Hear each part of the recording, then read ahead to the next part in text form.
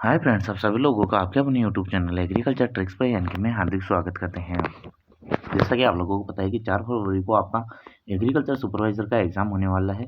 उसको लेकर अपन ने जो टेस्ट सीरीज चला रखी है, तो ऐसे ही अपन आज की जो टेस्ट की अपन बात करेंगे, तो ये टेस्ट काफ़ी इंपॉर्टेंट होने वाला है, जिसके अंतर्गत आपको 100 क्वेश्चन देखने को मिलेंगे। तो ये काफ़ी इंपॉर्टेंट क्वेश्चन है और आपके जो प्रीवियस क्वेश्चन पेपरों में आए हुए हैं, वहाँ से भी लिए गए हैं। तो चलिए आज का विदाउट किसी टाइम वेस्ट के आज के क्वेश्चन को स्टार्ट करते हैं। तो आज के पेपर का जो फर्स्ट क्वेश्चन आता है, गुण संधि का सही उदाहरण कौन सा है? तो स्वेच्छा है, एक एक है, इत्यादि है, परमार्थ है। तो इसके जब राइट आंसर की अपन बात करेंगे तो वो कौन सा हो जाएगा? ऑप्शन नंबर ए यहाँ से क्या हो जाता है? राइट आंसर हो जाएगा। क्योंकि इसका जब तोड़ोगे तो वो आ जाता है आपका स्व प्लस इच्छा, है ना? तो स्व प्लस इच्छा, तो ए प्लस ई मिलकर ए बनाता है। तो वहाँ से आपकी क्या हो जाती है? गुण संधि हो जाती है। एक एक की बात करें तो ये क्या होती है? आपकी वर्धी संधि हो जाती है। इत्यादि की बात करेंगे तो इति प्लस आदि, है ना? इति प्लस आदि, ये आपके अयादि संधि का उदाहरण हो जाता है। सॉरी, यण संधि का उदाहरण हो जाता है इति प्लस आदि। और परमार्थ है, ये परम प्लस अर्थ से मिलकर बना हुआ है। तो ऑप्शन नंबर ए यहाँ से क्या हो जाता है? राइट आंसर हो जाता है। नेक्स्ट क्वेश्चन की ओर बात करेंगे, निम्न में से कौन सा संधि शब्द सही है? तो एक एक से एक एक बना हुआ है, ये सही है। रविंद्र जो रवि प्लस इंद्र से मिलकर बना हुआ है, ये सही है। अति प्लस अधिक से अत्यधिक बना हुआ है, ये सही है। वर्षा प्लस ऋतु वर्षा ऋतु, ये आपका सही है।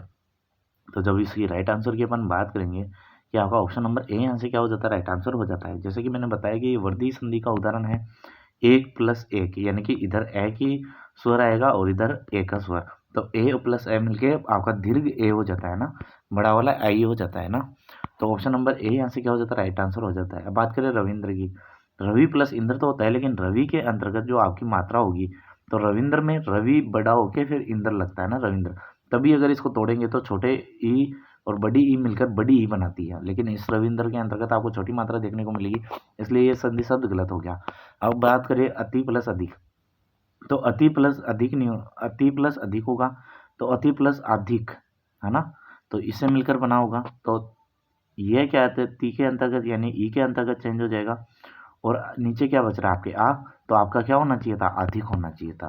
तो इस वजह से क्या होता है? ये संधि भी आपकी रोंग हो जाती है। वर्षार्थु के अंतर्गत भी, वर्षार्थु जब ये जुड़ेगा तो वर्षार्थु क्या होगा? आपका आ की मात्रा आएगी और तय के नीचे ऊ की मात्रा लग के ऊपर रह बन जाएगा। तो वर्षार्थु ये शब्द होना चाहिए था, ना कि ये वाला शब्द। तो यहाँ से ये भी क्या हो जाता है? आपका रोंग हो जाता है। तो ऑप्शन नंबर ए यहाँ से क्या हो जाता है? राइट आंसर हो जाता है। चलिए नेक्स्ट क्वेश्चन की ओर बढ़ते हैं।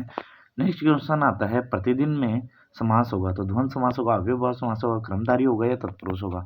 तो आई होप आप सभी लोगों को पता होगा कि जो प्रतिदिन है उसके अंतर्गत आपका समास होगा वो अव्ययभाव समास हो जाता है। तो ऑप्शन नंबर बी यहाँ से क्या हो जाता है?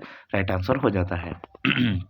नेक्स्ट क्वेश्चन की ओर बढ़े, किस समास में विशेषण और विशेष्य या उपमा उपमेय का संबंध होता है? तो संबंध तत्पुरुष में होता है, क्रमधारी में होता है, अव्ययभाव में होता है या द्वंद्व समास में होता है? तो आपको पता ही होगा कि जो उपमा उपमेय होती है या विशेषण विशेष्य होते हैं, वो आपके कौन से समास के अंतर्गत देखने को मिलेंगे? वो क्रमधारय के अंतर्गत देखने को मिलते हैं। तो ऑप्शन नंबर बी यहाँ से क्या हो जाता है? राइट आंसर हो जाता है। नेक्स्ट क्वेश्चन की अपन बात करें, औ उपसर्ग का प्रयोग अर्थ में नहीं होता। तो औ किस में प्रयोग होता है? आपके किस में नहीं होता? बुरा में नहीं होता, पास में नहीं होता, नीचे में नहीं होता या हीन में नहीं होता? तो इसमें से 3 ऑप्शन तो ऐसे हैं जिसका कि औ के रूप में प्रयोग होता है और एक अर्थ के अंतर्गत आपका औ के अंतर्गत प्रयोग नहीं होता है। तो बात करें कि जो पास के लिए अपन औ का कभी प्रयोग नहीं करते, बाकी हीन हो गया, बुरा हो गया या नीचे के लिए अपन औ का प्रयोग कर सकते हैं। ऑप्शन नंबर बी यहाँ से क्या हो जाता है? आपका राइट आंसर हो जाता है। नेक्स्ट क्वेश्चन की अपन बात करें, इनमें से प्रत्यय रहित शब्द कौन सा है? तो प्रत्यय रहित शब्द का आपको चयन करना है, बिटिया है, लेखन है, चलन है या विवाद है? तो जब इसके राइट आंसर की अपन बात करेंगे कि जो प्रत्यय रहित शब्द है वो आपका कौन सा हो जाता है? जो विवाद है यह आपका प्रत्यय रहित शब्द हो जाता है। बाकी इन तीनों के अंतर्गत आपको प्रत्यय देखने को मिलेगा। चलिए नेक्स्ट क्वेश्चन की अपन बात करें, निम्न में से बाज का पर्यायवाची नहीं है। तो बाज का कौन सा नहीं है? शार्दुल नहीं है, जो कपोतारी नहीं है, करंग नहीं है, सयेन नहीं है। तो इसके जब राइट आंसर की अपन बात करेंगे, शार्दुल, शार्दुल है वो आपका बाज का नहीं होता है। तो शार्दुल किसका होता है? आपका शेर का होता है। तो इसका विशेष रूप से आपको ध्यान रखना है। तो ऑप्शन नंबर ए यहाँ से क्या हो जाता है? राइट आंसर हो जाता है। नेक्स्ट क्वेश्चन की अपन बात करें, किस क्रम में विलोम उचित नहीं है? तो पतिव्रता का उल्टा होगा, परितोष का संतोष होगा, नत का उन्नत होगा या निंदीय का स्तुत्य होगा? तो इसका जब राइट आंसर की अपन बात करेंगे कि जो आपका उचित विलोम शब्द नहीं दिया गया है इन शब्दों के अंतर्गत, तो वह क्या होगा का नत का अन्नत नहीं होता है ना। तो ये आपका रॉन्ग आंसर हो जाएगा। तो ऑप्शन नंबर सी यहाँ से क्या हो जाता है, राइट आंसर हो जाता है। नेक्स्ट क्वेश्चन की बात करें, शब्द युग्म का सही चयन नहीं है, तो बताना है कि आपके सही चयन कौन सा नहीं दिया गया है। अजर का अर्थ आंगन होता है और अजीर का अर्थ देवता होता है। दीन का अर्थ दिवस होता है, दीन का अर्थ गरीब होता है। क्रम का अर्थ सिलसिला होता है, क्रम का अर्थ कार्य होता है। या द्वीप का अर्थ हाथी होता है, द्वीप का अर्थ टापू होता है। तो इसके जब राइट आंसर की अपन बात करेंगे तो वो आपके कौन सा हो जाता है, ऑप्शन नंबर ए यहाँ से क्या हो जाता है, राइट आंसर हो जाता है। ये आपका सही नहीं दिया गया, उल्टा जोड़ा गया है।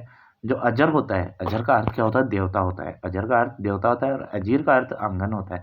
बाकी सबके सब सही युग में सही दिए गए हैं, तो इसका विशेष रूप से आपको ध्यान रखना है। तो ऑप्शन नंबर ए यहाँ से क्या हो जाता है, राइट आंसर हो जाता है।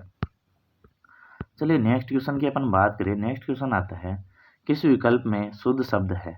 तो आपको बताना है शुद्ध शब्द कौन सा है, स्वाति है, स्वाति है, स्वाति है या स्वाति है। तो सभी उच्चारण में एक समान लग रहे होंगे, लेकिन आप शब्द विशेष को अगर देखोगे तो आपको पता चलेगा कि इनमें कितना अंतर है। तो आपको इसके राइट आंसर की जब बात करेंगे तो जो आधा स है फिर वाती आता है, वो आपका राइट आंसर हो जाता है। तो ऑप्शन नंबर सी यहाँ से क्या हो जाएगा, राइट आंसर हो जाएगा। नेक्स्ट क्वेश्चन की अपन बात करें, अशुद्ध वाक्य का चयन कीजिए। आपको जो अशुद्ध वाक्य है उसका चयन करना है। पूजनीय पिताजी आ रहे हैं, हम रात में भोजन खाते हैं, वे लोग जा रहे हैं, चोर धूम दबाकर भाग गया। तो इसमें बताना है अशुद्ध वाक्य कौन सा है। तो इसके राइट आंसर की अपन बात करेंगे, हम रात में भोजन खाते हैं, है ना। तो ये आपका क्या हो जाएगा, राइट आंसर हो जाएगा कि ये आपका अशुद्ध दिया गया है। तो ऑप्शन नंबर बी यहाँ से क्या हो जाता है, राइट आंसर हो जाता है। नेक्स्ट क्वेश्चन की अपन बात करें, जिसका कुछ ही समय में नाश हो जाए, यानी कि जो क्षणिक होता है, तो जिसका कुछ ही क्षण के अंतर्गत जो आपका नाश हो जाता है, उसके लिए वाक्यांश के लिए उपयोग करेंगे वो कौन सा होगा। जो नाशवान होता है, क्षण भंगुर होता है, भंगुर होता है, कोई नहीं होता है। तो आपको पता ही होगा कि जो कुछ ही समय में नाश हो जाता है उसे अपन क्या कहते हैं, क्षण भंगुर कहते हैं। जो कुछ ही क्षण के अंतर्गत उसका नाश हो जाए। तो ऑप्शन नंबर बी यहाँ से क्या हो जाता है, राइट आंसर हो जाता है। नेक्स्ट क्वेश्चन की अपन बात करें, आपके पास में जो पारिभाषिक शब्दावली दी गई है यहाँ पे, तो इनमें से कौन सा विकल्प मैच नहीं खाता है। तो इसका मैं डायरेक्ट ही आंसर बता देता हूँ आपको। ऑप्शन नंबर सी है, यहाँ से ये आपका मैच नहीं खाता है, बाकी तीनों हैं ये आपके मैच खाते हैं। तो ऑप्शन नंबर सी यहाँ से क्या हो जाएगा, राइट आंसर हो जाएगा। नेक्स्ट क्वेश्चन की अपन बात करें, निम्नलिखित में से लोकोक्ति का चयन कीजिए। तो आंख दिखाना यह लोकोक्ति है, दांत खट्टे करना लोकोक्ति है, अंगारे उगलना वो लोकोक्ति है, कोह चले हंस की चाल ये है लोकोक्ति है। तब जब इसके राइट आंसर की अपन बात करेंगे तो आई होप आप सभी लोगों को पता ही होगा कि जो कोह चले हंस की चाल ये आपकी लोकोक्ति नहीं, ये मुहावरा है। तो ऑप्शन नंबर डी यहाँ से क्या हो जाता है, राइट आंसर हो जाता है। चलिए नेक्स्ट क्वेश्चन की ओर बात करें। नेक्स्ट क्वेश्चन आता है, किस विकल्प में मुहावरे का भावार्थ गलत है। तो आपको बताना है कि किस मुहावरे का भावार्थ है जो गलत है। तो कन्नी काटना यानी कि पेच लड़ाकर पतंग काटना होता है। कान खड़े होना यानी कि सतर्क होना। पत्थर की लकीर होना यानी कि अमिट या पक्की बात कहना। या सिर धुनना या पश्चाताप करना। तो जब राइट आंसर की अपन बात करेंगे कि इनमें जो मुहावरे का गलत भावार्थ दिया गया है, तो वो आपके ऑप्शन नंबर ए क्या हो जाता है, राइट आंसर हो जाता है। जो कन्नी काटना का मतलब होता है पेच लड़ाकर पतंग काटना नहीं होता। तो यहाँ से ऑप्शन नंबर ए यहाँ क्या होता है, आपका राइट आंसर हो जाता है। चलिए नेक्स्ट क्वेश्चन की अपन बात करेंगे। राजस्थान में प्री कैम्ब्रियन चट्टानों का आधारभूत वर्णन किया। तो आपके एम हेरोस ने किया था, डीएच डीला रोसे ने किया था, एमएस कृष्ण ने किया था, या आपके एएल कोलासन ने किया था। तो जब इसके राइट आंसर की अपन बात करेंगे, जो आपके एम हेरोन्स है इन्होंने प्री कैम्ब्रियन चट्टानों का आधारभूत वर्गीकरण किया था। तो ऑप्शन नंबर ए यहाँ से क्या हो जाता है, राइट आंसर हो जाता है। चलिए नेक्स्ट क्वेश्चन की ओर बढ़ते हैं। नेक्स्ट क्वेश्चन आता है, सही युग्म का चयन करना है। चंबल और जवाई, जो चंबल नदी के ऊपर है जवाई बांध, बनास नदी पर कुराल है, जवाई पर खारी बांध है, लोनी पर झाखम बांध है। तो इसका सही युग्म का आपको चयन करना है। तो इसके राइट आंसर की अपन बात करेंगे, जो जवाई बांध है उसके ऊपर खारी बना हुआ है या खारी पे जवाई बांध बना हुआ है। तो ऑप्शन नंबर ए यहाँ से क्या हो जाता है, ऑप्शन नंबर सी यहाँ से क्या हो जाता है, सही हो जाता है। तो बात करें नेक्स्ट क्वेश्चन की, विश्व का सबसे उपजाऊ मरुस्थल कौन सा है। तो जो विश्व का सबसे उपजाऊ मरुस्थल है वो कौन सा है, वो आपका सहारा मरुस्थल है, थार का मरुस्थल है, गोबी मरुस्थल है, या कालारी मरुस्थल होता है। तो इसके जब राइट आंसर की अपन बात करेंगे, जो सबसे उपजाऊ मरुस्थल माना जाता है तो वो कौन सा है, विश्व का थार का मरुस्थल हो जाता है। ऑप्शन नंबर बी यहाँ से क्या हो जाता है, राइट आंसर हो जाता है। नेक्स्ट क्वेश्चन की अपन बात करें, सुजलाम सुफलाम क्रांति का संबंध किस नदी से है। तो जो सुजलाम सुफलाम क्रांति का संबंध माना जाता है, लूनी नदी से है, जवाई नदी से है, माही नदी से है, या चंबल नदी से है। तो इसके जब राइट आंसर की अपन बात करेंगे तो वो कौन सा हो जाता है, जो आपकी माही नदी है उससे हो जाता है। ऑप्शन नंबर सी यहाँ से क्या हो जाता है, राइट आंसर हो जाता है। नेक्स्ट क्वेश्चन की अपन बात करें, मोती झील किस नदी से संबंधित है, रुपेल से है, भद्रावती से है, मासी से है या कोठारी से है। तो इसको जब राइट आंसर की अपन बात करेंगे तो जो आपकी रुपेल नदी है उससे संबंधित हो जाती है आपकी मोती झील। तो ऑप्शन नंबर ए यहाँ से क्या हो जाता है, राइट आंसर हो जाता है। नेक्स्ट क्वेश्चन की अपन बात करें, पिंडमांट का मैदानी किस जिले में स्थित है। जो पिंडमांट का मैदानी क्षेत्र है वो किस जिले में है, अलवर में, प्रतापगढ़ में है, राजसमंद में है, भीलवाड़ा में है। तो इसके राइट आंसर की अपन बात करेंगे, ये राजसमंद के अंतर्गत हो जाता है। ऑप्शन नंबर सी यहाँ से क्या हो जाता है, राइट आंसर हो जाता है। नेक्स्ट क्वेश्चन की अपन बात करें, गरदड़ा सिंचाई परियोजना किस जिले से संबंधित है, बूंदी से है, भीलवाड़ा से है, झालावाड़ से है या कोटा से है। तो इसके जब राइट आंसर की अपन बात करेंगे तो जो आपसे बूंदी से हो जाता है। जो आपकी गरदड़ा सिंचाई परियोजना है वो बूंदी से संबंधित हो जाती है। ऑप्शन नंबर ए यहाँ से क्या हो जाता है, राइट आंसर हो जाता है। नेक्स्ट क्वेश्चन की अपन बात करें, मारवाड़ में दावनी क्या है। तो ओढ़नी का प्रकार है, कलात्मक जूतियाँ है, लोकगीत है या सिंचाई का एक साधन है। तो आई होप आप सभी को पता ही होगा, जो दावनी है तो मारवाड़ के अंतर्गत दावनी के नाम से जाना जाता है, वो आपकी एक प्रकार की ओढ़नी होती है। तो ऑप्शन नंबर ए यहाँ से क्या हो जाता है, राइट आंसर हो जाता है। बाकी बात करें कि दामना एक आभूषण भी होता है जो अंगुली के अंतर्गत पहना जाता है। चलिए नेक्स्ट क्वेश्चन की अपन बात करें। नेक्स्ट क्वेश्चन आता है, निम्न में से महिलाओं का आभूषण नहीं है। तो नूपुर नहीं है, पछेली नहीं है, सरपेच नहीं है, मोहन माला नहीं है। तो इसकी जब राइट आंसर की अपन बात करेंगे कि जो आपका महिलाओं का आभूषण नहीं है वो कौन सा नहीं है, आपका सिरपेच नहीं होता है। तो ऑप्शन नंबर सी यहाँ से क्या हो जाता है, राइट आंसर हो जाता है। नेक्स्ट क्वेश्चन की अपन बात करें, पठानी शैली से निर्मित दुर्ग कौन सा है। तो फतेहपुर दुर्ग है, आपका आमेर दुर्ग है, जोधपुर दुर्ग है या भोपालगढ़ दुर्ग होता है। तो जो पठानी शैली के अंतर्गत बनाया गया है आपका, तो जो फतेहपुर दुर्ग है वो आपका पठानी शैली के अंतर्गत बनाया गया है। तो ऑप्शन नंबर ए यहाँ से क्या हो जाता है, राइट आंसर हो जाता है। नेक्स्ट क्वेश्चन की अपन बात करें, मिस्री की हांडी राजस्थान के किस शहर में बनाई जाती है। जयपुर में, बीकानेर में, अलवर में या जोधपुर में बनाई जाती है। तो इसके जब राइट आंसर की अपन बात करेंगे, ये बीकानेर में बनाई जाती है। जो मिस्री की हांडी है वो बीकानेर में बनाई जाती है। तो ऑप्शन नंबर बी यहाँ से क्या हो जाता है, राइट आंसर हो जाता है। नेक्स्ट क्वेश्चन की अपन बात करें, इतिहास में मालदेव जो मूछाला के नाम से भी विख्यात है, तो वो कौन है। कान्हड़ सोनाग्रा है, राव मालदेव है, वीर सातल सोम है, मालदेव सोनाग्रा है। तो इसको जब राइट आंसर की अपन बात करेंगे तो वो कौन सा हो जाता है, मालदेव सोनाग्रा हो जाता है। तो ऑप्शन नंबर डी आंसर क्या हो जाता है, राइट आंसर हो जाता है। तो आई होप फ्रेंड्स, अगर आपको वीडियो पसंद आ रहा है तो ज़्यादा से ज़्यादा लाइक करें और शेयर करना ना भूलें।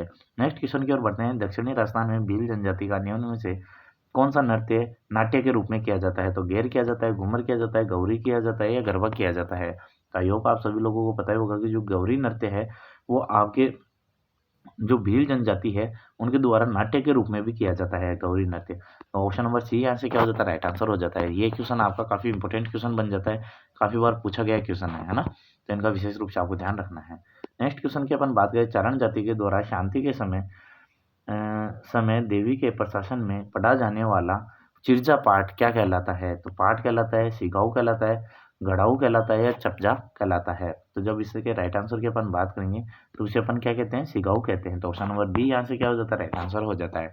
नेक्स्ट क्वेश्चन की अपन बात करें, भवाई लोक नाट्य की उत्पत्ति कहाँ से मानी जाती है। तो ये तो काफ़ी आसान सा क्वेश्चन है, तो आपको पता होगा कि जो भवाई लोक नाट्य है उसका उत्पत्ति कहाँ से मानी जाती है, जो आपकी केकड़ी अजमेर है वहाँ से मानी जाती है। ऑप्शन नंबर डी यहाँ पे क्या होता है, राइट आंसर हो जाता है। नेक्स्ट क्वेश्चन की अपन बात करें, मेवाड़ में किस शासक ने ईस्ट इंडिया कंपनी यानी कि EIC ईस्ट इंडिया कंपनी के साथ में संधि की थी। तो मेवाड़ में किसके शासक में हुई थी आपके ईस्ट इंडिया कंपनी के साथ में संधि, फतेह सिंह के काल में, भीम सिंह के काल में, जगत सिंह के काल में, जय सिंह के काल में। तो इसका राइट आंसर की अपन बात करेंगे, जो आपके भीम सिंह थे इनके काल के अंतर्गत जो ईस्ट इंडिया कंपनी थी इनके साथ संधि की गई थी। नेक्स्ट क्वेश्चन की ओर बढ़ते हैं। नेक्स्ट क्वेश्चन आता है, जो उत्तरदायी शासन की स्थापना की मांग स्वीकार करने पर भरतपुर के किस महाराजा को राजगद्दी छोड़ने के लिए बाध्य कर दिया गया था। तो वो कौन थे आपके, विजेंद्र सिंह थे, जगन सिंह थे, मान सिंह थे या किशन सिंह थे। तो आई होप आप सभी लोगों को पता ही होगा कि जो आपके राजगद्दी छोड़ने के लिए बाध्य किया गया था तो वो राजा का नाम आता है, वो कौन सा हो जाता है आपके, किशन सिंह हो जाते हैं। तो ऑप्शन नंबर डी यहाँ से क्या हो जाता है, राइट आंसर हो जाता है।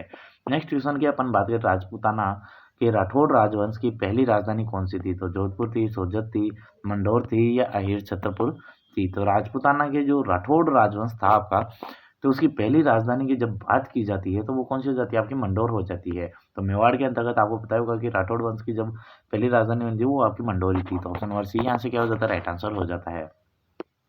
नेक्स्ट क्वेश्चन, निम्न में से किस पर्व के दिन अजमेर में निम्बार्क पेट यानी सल्लमाबाद में मेला बढ़ता है। तो ये पहले भी बताया था मैंने आपको कि निम्बार्क संप्रदाय है वो कहाँ पर है, आपकी सलेमाबाद के अंतर्गत है। तो ये क्वेश्चन भी काफ़ी बार पूछा गया है, तो इसका विशेष रूप से आपको ध्यान रखना है।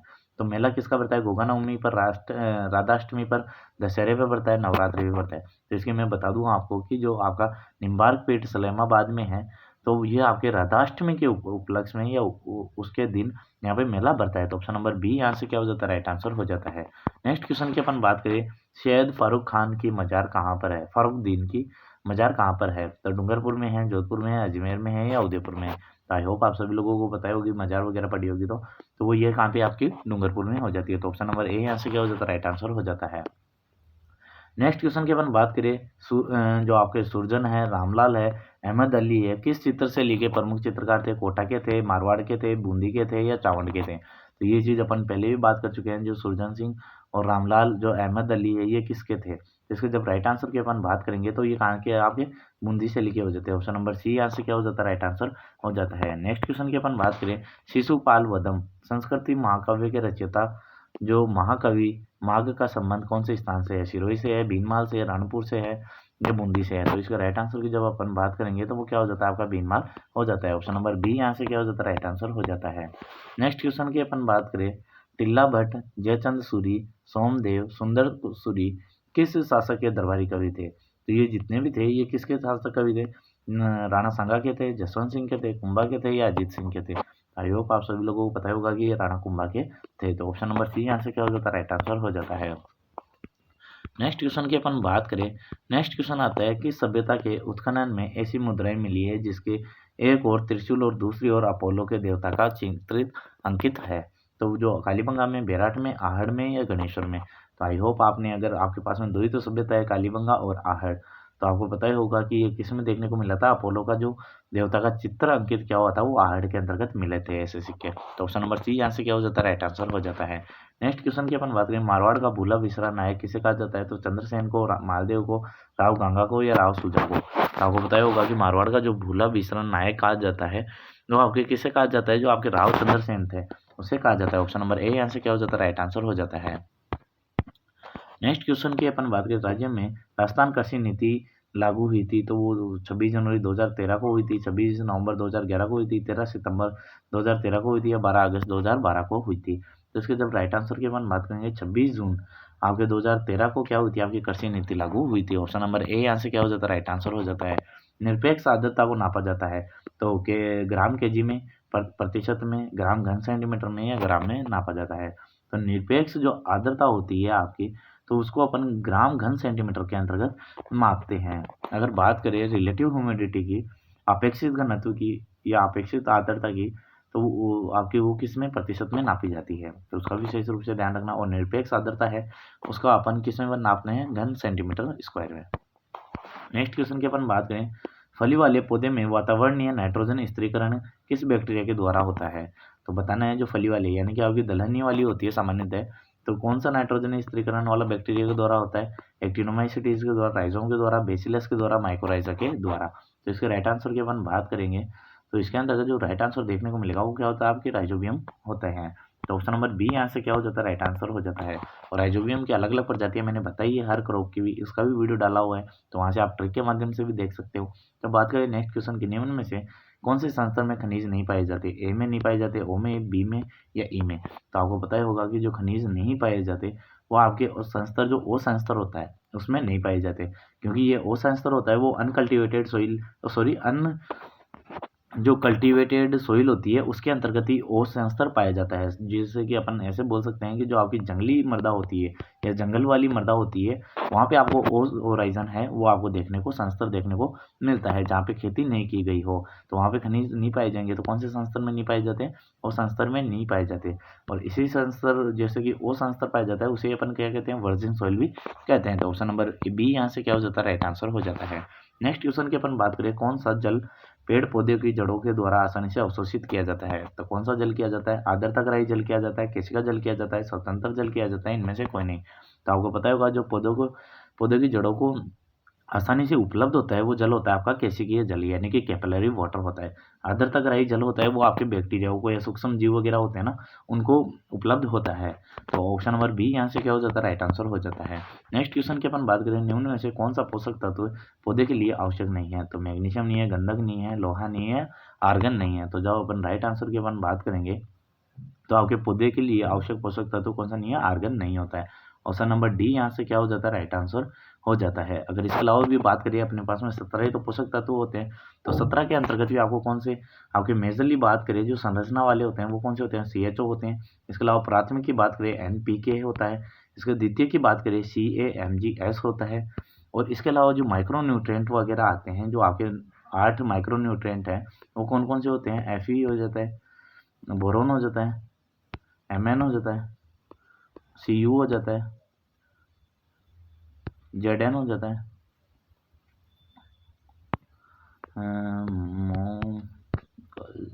तो मोलिब्डेनम और क्लोरीन और निकिल है वो आपके 17 पोषक तत्व हो जाते हैं। तो आर्गन नहीं आता, तो ये आपके लिए आवश्यक नहीं होता। तो ऑप्शन नंबर डी आंसर क्या हो जाता है, राइट आंसर हो जाता है।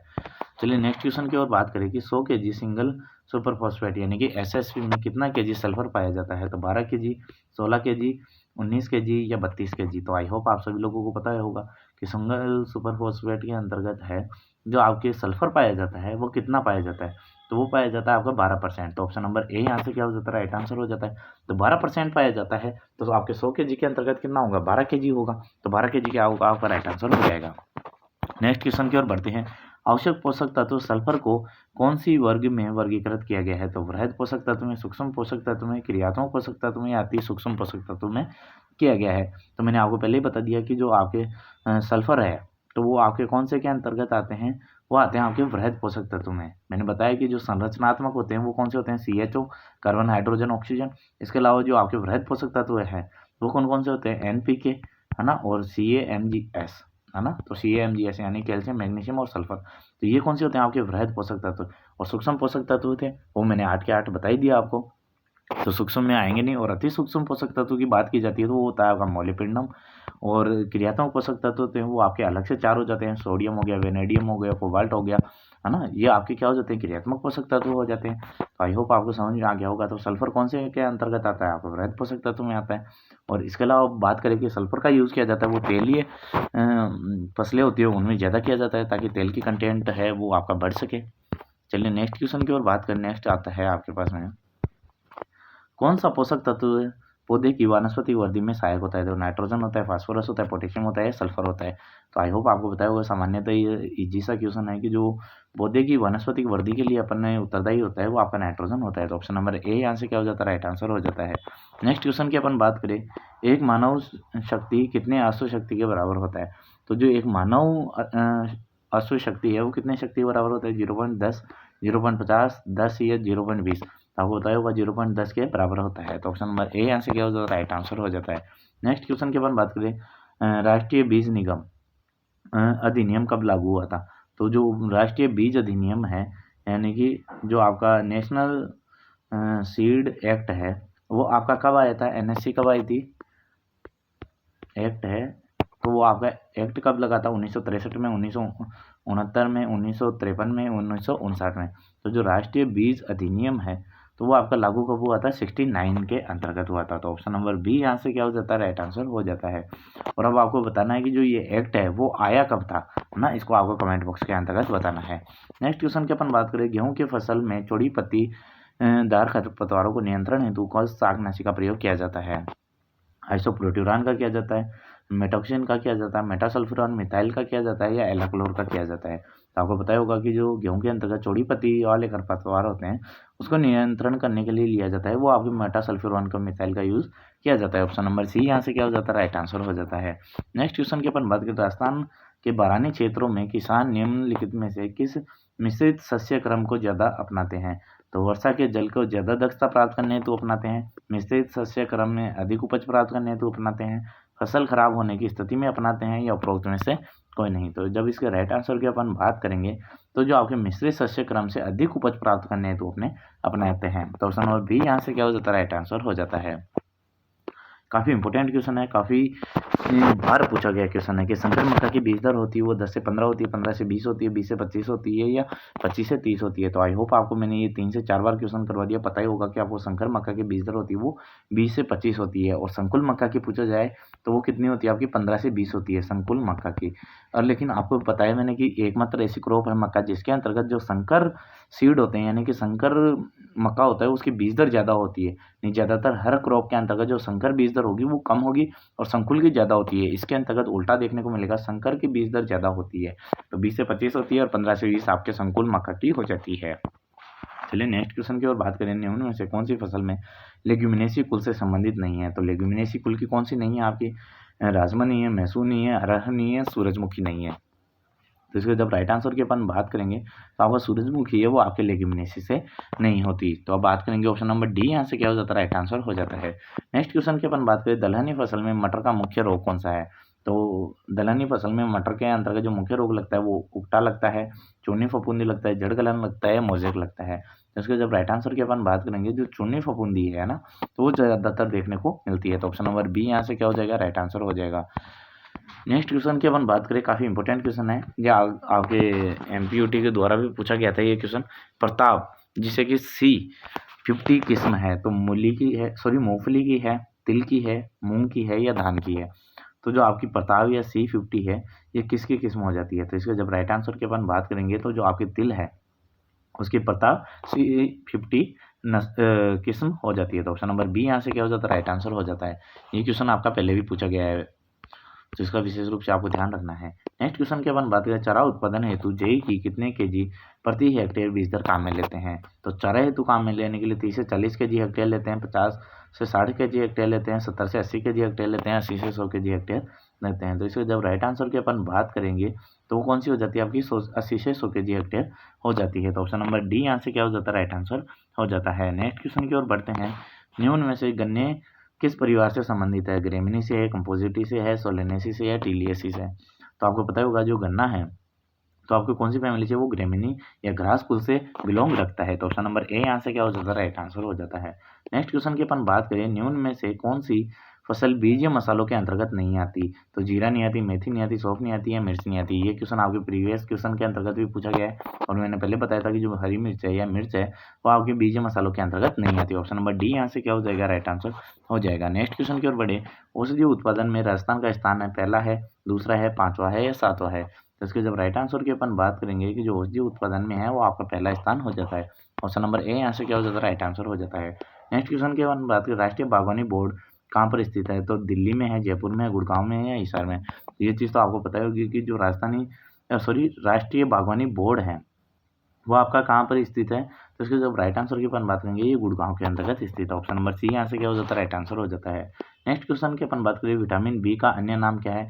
साइनोकोल्वामिन है, पैराडॉक्सिन है, कैल्सीफेरोल है, राइबोफ्लेविन है। तो जब इसके राइट आंसर की अपन बात करेंगे तो जो आपको राइबोफ्लेविन है वो आपका B2 का नाम हो जाता है। जो विटामिन B2 होता है उसे राइबोफ्लेविन कहते हैं। तो ऑप्शन नंबर डी यहाँ से क्या हो जाता है राइट आंसर हो जाता है। नेक्स्ट क्वेश्चन की अपन बात करें, निम्न में से शीतोष्ण फल का उदाहरण नहीं है। तो शीतोष्ण फल का उदाहरण कौन सा नहीं है। सेब नहीं है, नाशपाती नहीं है, स्ट्रॉबेरी नहीं है, फालसा नहीं है। तो इसके जब राइट आंसर की अपन बात करेंगे तो जो आपका फालसा है वो आपका शीतोष्ण फल का उदाहरण नहीं होता। तो ऑप्शन नंबर डी यहाँ से क्या हो जाता है राइट आंसर हो जाता है। ये क्वेश्चन आपका यूनिवर्सिटी के अंदर पूछा गया है और काफ़ी इंपॉर्टेंट क्वेश्चन है। वेजिटेबल फॉर्चिंग का तात्पर्य क्या है। तो बिना मिट्टी के सब्जी उगाना, ग्रीन हाउस में सब्जी उगाना, बेमौसमी में सब्जी उगाना या पानी में सब्जी उगाना। तो आई होप आपको पता होगा कि जो वेजिटेबल फोर्सिंग होती है, तो फोर्सिंग के नाम से पता चल रहा है कि फोर्स करना। तो अपन पता चलता है कि फोर्स करके कब उगाते हैं, जब बेमौसमी सब्जियां उगानी होती है ना, तो उसे क्या कहते हैं, जो आपकी वेजिटेबल फोर्सिंग आती है। तो ऑप्शन नंबर सी यहाँ से क्या हो जाता है राइट आंसर हो जाता है। और बिना मिट्टी के सब्जी उगाते हैं उसे अपन क्या कहते हैं, हाइड्रोपोनिक्स कहते हैं। इसका विशेष रूप से ध्यान रखना, हाइड्रोपोनिक्स का क्वेश्चन आपसे पूछा जा सकता है। तो जो बिना मिट्टी के सब्जियां उगाई जाती है उसे हाइड्रोपोनिक्स कहते हैं और जो बेमौसमी सब्जियां उगाते हैं उसे वेजिटेबल फोर्सिंग कहा जाता है। तो ऑप्शन नंबर सी यहाँ से क्या हो जाएगा राइट आंसर हो जाएगा। नेक्स्ट क्वेश्चन की अपन बात करें, किस फल वृक्ष को काट छाट की आवश्यकता होती है। अमरूद को होती है, अंगूर को होती है, केला को होती है, इनमें से कोई नहीं। तो आपको पता ही होगा कि जो काट छाट की आवश्यकता होती है या प्रूनिंग की आवश्यकता होती है वो आपके अंगूर को होती है। तो ऑप्शन नंबर बी यहाँ से क्या हो जाता है राइट आंसर हो जाता है। नेक्स्ट क्वेश्चन की अपन बात करें, पतझड़ी जो फल वृक्ष होते हैं उनमें कटाई छटाई का महीना कौन सा होता है? ये कटाई छटाई कब करनी चाहिए? जनवरी में, मार्च में, नवंबर में या जून में करनी चाहिए? तो इसके जब राइट आंसर की अपन बात करेंगे वो कौन सा हो जाता है? आपका नवंबर हो जाता है। जो पतझड़ी पौधे होते हैं उनके अंतर्गत जो कटाई छटाई की जाती है वो नवंबर के माह के अंतर्गत की जाती है। तो ऑप्शन नंबर सी यहाँ से क्या हो जाएगा? राइट आंसर हो जाएगा। और सामान्य जो पतझड़ी पौधे होते हैं उनकी जो सोइंग की जाती है या बुआई की जाती है वो आपकी कब की जाती है? वो आपकी फरवरी मार्च के माह में की जाती है। तो इनका विशेष रूप से आपको ध्यान रखना है। नेक्स्ट क्वेश्चन की अपन बात करें, पपीते के किस किस्म में पेपेन सर्वाधिक पाया जाता है? तो ये आपको पता होगा जो CO5 है उसके अंतर्गत सर्वाधिक पेपेन पाया जाता है। तो ये तो आप सभी लोगों को पता होगा। ऑप्शन नंबर सी यहाँ से क्या हो जाता है? राइट आंसर हो जाता है। थार नीलकंठ और थार दिव्या किस फल वृक्ष की किस्म है? तो ये काफी इंपॉर्टेंट है और काफी इजी सा क्वेश्चन है। आपको पता होगा कि जो थार नीलकंठ है, थार दिव्या है, वो किसकी है? बेर की है, बेल की है, आंवला की है या खजूर की है? तो आई होप आप सभी लोगों को पता होगा कि थार नीलकंठ, नीलकंठ से पता चल रहा है। नीलकंठ किसे कहते हैं? अपन भगवान शिव को कहते हैं। और शिव को कौन सा फल चढ़ाया जाता है? आपका बेलपत्र चढ़ाया जाता है और बेल के ही जो आपकी पत्तियां होती हैं वो चढ़ाई जाती है, तो उनके नाम से निकाली गई है। तो थार नीलकंठ किसकी? आपकी बेल की हो जाती है। और थार दिव्या भी किसकी है? बेल की हो जाती है। नेक्स्ट क्वेश्चन की अपन बात करें कि अंगूर के कौन से रोग के उपचार हेतु बोर्डो मिक्सर की खोज की गई थी? तो एंथ्रानोज के लिए, फल विग्नल के लिए, छाछा रोग के लिए या मर्दुला आसिता, जो आपके मर्दुरोमिल आसिता है उसके लिए की गई थी। तो आपको पता होगा जो बोर्डो मिक्सर है उसकी किसके लिए की गई थी? आपकी जो मर्दुरोमिल आसिता है उसके लिए अपने खोज की गई थी। तो ऑप्शन नंबर डी यहाँ से क्या हो जाता है? राइट आंसर हो जाता है। नेक्स्ट क्वेश्चन की अपन बात करें, जैम में अम्लता होती है तो 0.1 से 0.2%, 0.3 से 0.4%, 0.5 से 0.6%, 0.7 से 0.9%। अगर जैम की बात की जाए तो जैम के अंतर्गत जो आपका अम्लता होती है वो 0.5 से 0.6% होती है। अगर जेली की पूछ ले आपको तो जेली के अंतर्गत जो आपकी अम्लता होती है वो 0.7 से 0.9% होती है। अगर बात करें जैम के अंतर्गत, जेम के अंतर्गत जो TSS होता है वो आपका 68% होता है। अगर जेली के अंतर्गत TSS पूछा जाता है तो वो 65% होता है। तो इनका विशेष रूप से आपको ध्यान रखना है। नेक्स्ट क्वेश्चन की अपन बात करें, जेली की अम्लता, तो ये मैंने बता दिया 0.7 से 0.9% हो जाएगी। तो 72 का क्या हो जाएगा? ऑप्शन नंबर डी यहाँ से क्या हो जाता है? राइट आंसर हो जाता है। नेक्स्ट क्वेश्चन की अपन बात करें, फूल गोभी में विप्टेल रोग किसकी कमी से होता है? ये तो काफी इजी सा क्वेश्चन है। अगर आपको पता होगा कि मॉलिबेडनम की कमी से आपके फूल गोभी के अंतर्गत विप्टेल रोग हो जाता है। तो ऑप्शन नंबर बी यहाँ से क्या हो जाता है? राइट आंसर हो जाता है। नेक्स्ट क्वेश्चन की अपन बात करें, टमाटर के लाइकोपिन वर्णक के निर्माण में सर्वाधिक उपयुक्त तापक्रम होता है तो वो आपका 21 डिग्री ऑप्टिमम माना जाता है। तो लाइकोपिन निर्माण के लिए अगर अपन मानते हैं टेम्परेचर उपयुक्त तो वो कौन सा हो जाता है? आपका 21 डिग्री सेंटीग्रेड माना जाता है। तो जब अगर अकॉर्डिंग टू ऑप्शन देखेंगे तो 21 डिग्री का यहाँ ऑप्शन नहीं दिखेगा, लेकिन 20 से 25 डिग्री यहाँ से क्या माना जाएगा? आपका राइट आंसर माना जाएगा। ऑप्शन नंबर सी यहाँ से क्या हो जाता है? राइट आंसर हो जाता है। नेक्स्ट क्वेश्चन की अपन बात करें, कौन सी किस्म पालक की नहीं है? तो पालक की पूसा ज्योति नहीं है, पूसा पालक नहीं है, पूसा चिकना नहीं है, ऑली ग्रीन नहीं है। तो आपको पता ही होगा कि ऑल ग्रीन है ये भी आपकी पालक की है, पूसा पालक भी है, और पूसा ज्योति है ये भी आपकी पालक की हो जाती है। लेकिन जो पूसा चिकनी है ये आपकी तुरई की वैरायटी हो जाती है। तो 75 के अंतर्गत आपका ऑप्शन नंबर सी क्या हो जाता है? राइट आंसर हो जाता है। ये कहाँ की? आपकी तुरई की है। तो विशेष रूप से आपको ध्यान रखना है ना कि पूसा चिकना किसकी है? तुरई की है। चलिए नेक्स्ट क्वेश्चन की अपन बात करेंगे कि गाजर में कैविटी स्पॉट बनने का कारण क्या है? तो जो गाजर के अंतर्गत जो कैविटी स्पॉट होता है वो पोटेशियम की तो अधिकता से होती है और कैल्शियम की कमी हो जाती है ना, तब आपको कैविटी स्पॉट देखने को मिलेगा। तो अपन बात करें कि अब देखते हैं, नत्रजन का कम अवशोषण व कैल्शियम का अधिक, ये तो गलत हो जाएगा। सल्फर तथा कैल्शियम का अधिक अवशोषण, ये भी गलत है। फास्फोरस का अधिक तथा कैल्शियम की कमी, ये भी गलत है। हाँ, पोटेशियम की अधिकता और कैल्शियम का कम अवशोषण से आपको जो गाजर के अंतर्गत कैविटी स्पॉट है वो आपको देखने को मिलेंगे। तो ऑप्शन नंबर डी यहाँ से क्या हो जाता है? राइट आंसर हो जाता है। नेक्स्ट क्वेश्चन की अपन बात करें, उदयपुर 102 किसकी किस्म है? लहसुन की है, करेले की है, प्याज की है या भिंडी की है? तो इसके जब राइट आंसर की अपन बात करेंगे कि जो उदयपुर 102 है जो आपकी वेराइटी है वो किसकी हो जाती है? आपकी प्याज की हो जाती है। तो ऑप्शन नंबर सी यहाँ से क्या हो जाता है? राइट आंसर हो जाता है। नेक्स्ट क्वेश्चन की अपन बात करें, पपीते में लीफ कल, जो लीफ कल वायरस होता है, जो पर्ण कुंचन रोग होता है, वो किसके द्वारा होता है? तो नाम से पता चल गया होगा आपको, लीफ कल वायरस। तो ऑप्शन नंबर ए यहाँ से क्या हो जाता है? राइट आंसर हो जाता है। नेक्स्ट क्वेश्चन की ओर बात करें, राजस्थान में अनार की कौन सी बहार मुख्यतः लेते हैं? तो ये आपको मैंने पहले बता दी थी कि आपकी जो मृग बहार होती है वो राजस्थान के लिए उपयुक्त मानी जाती है, चाहे आपके अनार के लिए हो चाहे अमरूद के लिए हो। तो ऑप्शन नंबर बी यहाँ से क्या हो जाता है? राइट आंसर हो जाता है। नेक्स्ट क्वेश्चन की अपन बात करें, इसरगोल में बीज और भूसी का अनुपात होता है, ये काफी इंपॉर्टेंट है। या तो आपको ऐसे बोल दिया जाएगा कि 3:4 होता है, 2:1 होता है, 1:2 होता है, 3:2 होता है। तो इसके जब राइट आंसर की अपन बात करेंगे तो वो क्या होता है? 2:1 के अंतर्गत होती है, या कई बार ऐसे भी दे दिया जाता है कि 75:25 के रूप में भी होती है। तो इसका भी विशेष रूप से आपको ध्यान रखना है। तो ऑप्शन नंबर बी यहाँ से क्या हो जाता है, राइट आंसर हो जाता है। और अनुपात भी ध्यान रखना, 75:25 के रेशियो में भी दे दिया जाता है। नेक्स्ट क्वेश्चन की अपन बात करें, राजस्थान राज्य का दूध उत्पादन में भारत में कौन सा स्थान रखता है। तो आपको पता ही था कि बीच के अंतर्गत फर्स्ट पोजीशन पे आ गया था, लेकिन अब वापस नया डेटा के अनुसार आपके जो राजस्थान का दूध उत्पादन में है वो सेकंड स्थान आता है। अब वापस फर्स्ट किसका हो गया, आपका यूपी का आ गया है। इसका विशेष रूप से आपको ध्यान रखना है। तो ऑप्शन नंबर ए यहाँ से क्या हो जाएगा, राइट आंसर हो जाएगा। नेक्स्ट क्वेश्चन को अपन बात करेंगे, डॉक्टर वर्गीस कुरियन को दुग्ध क्षेत्र में योगदान है तो किस वर्ष में खाद्य पुरस्कार दिया गया था। तो आई होप आप सभी लोगों को पता ही होगा कि जो आपके वर्गीस कुरियन थे तो उसे अपन फादर ऑफ वाइट रेवोल्यूशन भी कहा जाता है। तो जो आपको पुरस्कार दिया गया था वो 1987 यानी कि 1987 में दिया गया था। तो ऑप्शन नंबर ए यहाँ से क्या हो जाता है, राइट आंसर हो जाता है। नेक्स्ट क्वेश्चन की अपन बात करें, दूध में दुग्धम यानी कि लैक्टोज किस अवस्था में पाया जाता है, सॉल्यूशन में, घोल में, गोलिकाओं में, पायस में या इमल्सन के रूप में पाया जाता है। इसको जब राइट आंसर की अपन बात करेंगे तो सॉल्यूशन रूप में पाया जाता है। जो आपके लैक्टोज होता है वो आपके सॉल्यूशन रूप में पाया जाता है। इसके अलावा बात करें गोलिकाओं के रूप में या निलंबन के रूप के अंतर्गत वसा पाई जाती है। तो इसका विशेष रूप से आपको ध्यान रखना है। नेक्स्ट क्वेश्चन की अपन बात करें, निम्न में से किस पशु के दूध में विटामिन सी अधिक पाया जाता है, गाय के दूध में, भैंस के दूध में, बकरी के दूध में या ऊँट के दूध में। ये क्वेश्चन आपका पहले पूछा गया है। तो उसके अंतर्गत पूछा गया था कि किस पशु के दूध के अंतर्गत सर्वाधिक जो आपके इंसुलिन की मात्रा होती है वो होती है। तो आपको पता होगा कि विटामिन सी की बात करेंगे पहले। विटामिन सी की मात्रा जो सर्वाधिक पाई जाती है वो भी ऊँट के में होती है, और जो इंसुलिन की मात्रा होती है वो भी आपके ऊँट के दूध में पाई जाती है। तो ऑप्शन नंबर डी यहाँ से क्या हो जाता है, राइट आंसर हो जाता है।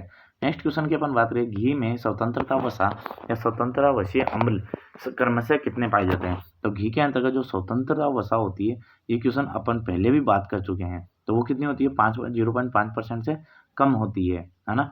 और अगर बात करें कि जो आपका अम्लीय होते हैं, वशीय अम्ल वगैरह पाए जाते हैं, तो वो कितने पाए जाएंगे, आपके जो 2.8 पाए जाएंगे। तो जो वशीय अम्ल होगी वो कितनी होगी, 0.5%, और जो वशीय अम्ल होगा वो आपका क्या होगा, 2.8%। तो ऑप्शन नंबर ए यहाँ से क्या हो जाता है, राइट आंसर हो जाता है। नेक्स्ट क्वेश्चन की अपन बात करें, 20वीं पशु गणना के अनुसार राज्य में प्रति हजार मनुष्यों पर कितने पशु हैं। तो जो आपके प्रति 1000 व्यक्तियों के ऊपर कितने पशु हैं, तो अगर बात करें 842 है, 828 है, 742 है या 728 है। तो इसके जब राइट आंसर की अपन बात करेंगे तो उस 828 पर आपके प्रति 1000 व्यक्तियों के ऊपर पशु की संख्या मानी जाती है। तो ऑप्शन नंबर बी यहाँ से क्या हो जाता है, राइट आंसर हो जाता है। ये भी काफ़ी इजी सा क्वेश्चन है, काफ़ी बार पूछा गया है कि ऊँट को राज्य पशु पालतू की दर्जा कब दिया गया था। तो आपको जो आपका राज्य पशु था उसका दर्जा कब दिया गया था, 19 सितंबर 2013 को, 19 सितंबर 2014 को, 19 जून 2013 को, 19 जून 2014 को दिया गया था। तो इसका जब राइट आंसर की अपन बात करेंगे तो आई होप आप सभी लोगों को पता है कि 19 सितंबर 2014 को आपको पालतू पशु की श्रेणी के अंतर्गत दर्जा दे दिया गया था। तो ऑप्शन नंबर बी यहाँ से क्या हो जाता है, राइट आंसर हो जाता है। चलिए नेक्स्ट क्वेश्चन की ओर बात करें, भेड़ में बच्चा देने की क्रिया। तो ये चीज़ तो अपन पहले भी सोल्व कर चुके हैं, तो उसे क्या कहते हैं, लैम्बिंग कहते हैं। ये प्रीवियस क्वेश्चन जो पेपर था उसमें भी ये क्वेश्चन पूछा जा चुका है। नेक्स्ट क्वेश्चन की अपन बात करें, भारत में सर्वश्रेष्ठ मांस वाली बकरी की नस्ल है। तो ब्लैक बंगाल है, मारवाड़ी है, बीटल है या जमुनापारी है। तो आपको पता होगा जो ब्लैक बंगाल है तो भारत के अंतर्गत जो मीट के लिए या मांस के लिए पाली जाती है, तो उसके लिए सबसे उपयुक्त मानी जाती है। तो ऑप्शन नंबर ए यहाँ से क्या हो जाता है, राइट आंसर हो जाता है। नेक्स्ट क्वेश्चन की अपन बात करें, मुर्गियों की सर्वश्रेष्ठ द्विप्रयोजनीय नस्ल है।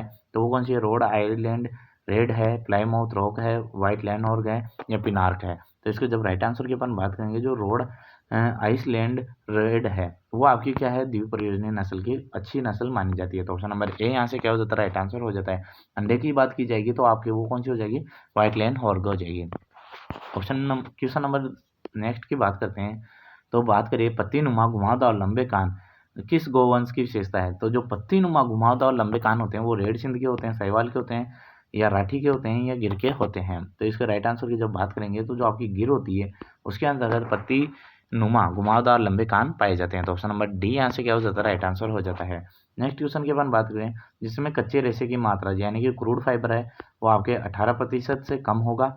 अगर बात करें कुल जो TDN टोटल डाइजेस्टेबल न्यूट्रिएंट होंगे वो आपके 60% से कम कहलाते हैं। तो उसे अपन क्या कहेंगे, तो जो 18 से कम होगा और कुल TDS यहाँ से कम होगा तो उसे दाना बाटा कहेंगे, मोटा चारा कहेंगे, सूखा चारा कहेंगे या हरा चारा कहेंगे। तो बात करेंगे कि इसके राइट आंसर की, तो इसके जब राइट आंसर की अपन बात करेंगे उसे बाटा कहते हैं। नेक्स्ट क्वेश्चन की ओर बात करें, किस भैंस के सींगों पर 4 छल्ले बने हुए हैं तो उसका उम्र क्या होगी। तो 4 छल्ले बने हुए हैं किसी भैंस के सींगों पर, तो उसकी उम्र 4 वर्ष होगी, 6 वर्ष होगी, 7 वर्ष होगी या 8 वर्ष होगी। तो इसके जब राइट आंसर की अपन बात करेंगे कि आपको पता होगा कि छल्लों की संख्या प्लस 2 करोगे तो आपकी उसकी एज निकल जाएगी। तो छल्लों की संख्या 4 है, प्लस अगर आप 2 करोगे तो कितनी हो जाती है, 6 हो जाती है। तो आपके पशु की उम्र क्या होगी, 6 वर्ष हो जाएगी। तो ऑप्शन नंबर बी यहाँ से क्या हो जाता है, राइट आंसर हो जाता है। नेक्स्ट क्वेश्चन की अपन बात करें, राजस्थान में कितने राज्य स्तरीय पशु मेलों का आयोजन होता है। तो ये काफ़ी इजी सा क्वेश्चन है, आपको बताया होगा कि अपने राज्य स्तर के ऊपर जो मेलों का आयोजन होता है वो 10 होते हैं। तो ऑप्शन नंबर डी यहाँ से क्या हो जाता है, राइट आंसर हो जाता है।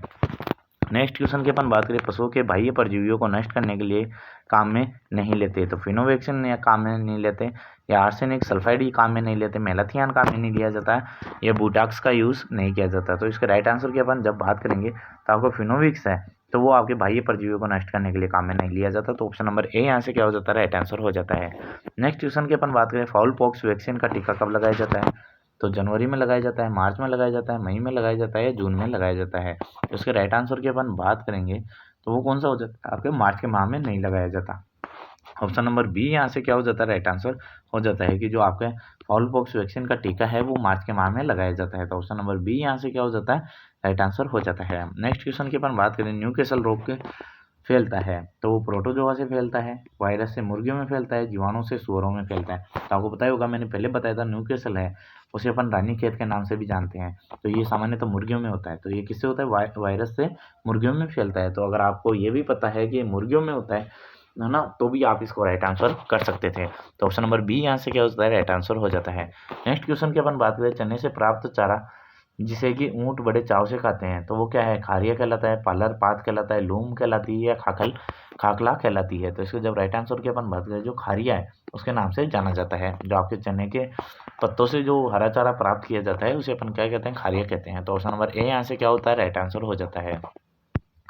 नेक्स्ट क्वेश्चन की अपन बात करें, नेक्स्ट क्वेश्चन आती है, कौन सा पशु मेला आश्विन के शुक्ल पक्ष में लगता है। तो जसवंत सिंह पशु मेला भरतपुर में लगता है, सॉरी हाँ आश्विन के शुक्ल पक्ष में लगता है। तो जसवंत पशु मेला भरतपुर में लगता है, या रामदेव जी का पशु मेला जो नागौर वाला लगता है, जो शिवरात्रि का पशु मेला करौली वाला लगता है, बलदेव पशु मेला मेड़तान सिटी वाला आपके आश्विन के शुक्ल पक्ष में लगता है। तो इसके जब राइट आंसर की अपन बात करेंगे तो वो कौन सा हो जाता है, जो आपके जसवंत पशु मेला जो भरतपुर में लगता है वो आपके आश्विन शुक्ल पक्ष में लगता है। तो ऑप्शन नंबर ए यहाँ से क्या हो जाएगा, राइट आंसर हो जाएगा। नेक्स्ट क्वेश्चन की अपन बात करें, भेड़ के बच्चा देने की क्रिया, तो ये पहले भी अपन ने क्वेश्चन रिपीट हो चुका है। तो भेड़ में बच्चे देने की क्रिया क्या कहलाती है, आपकी लैम्बिंग कहलाती है। तो ऑप्शन नंबर ए यहाँ से क्या हो जाता है, राइट आंसर हो जाता है। तो अगर वीडियो पसंद आए तो ज़्यादा से ज़्यादा लाइक करें और शेयर करना ना भूलें। तो फ्रेंड्स, अपनी एग्जाम से पहले लगभग मैं अपने कंप्लीट क्वेश्चन करा दूंगा और इन्हीं पेपरों से आपको काफ़ी क्वेश्चन देखने को मिलेंगे। तो मिलते हैं नेक्स्ट वीडियो में नेक्स्ट अपडेट के साथ। Thank you friends.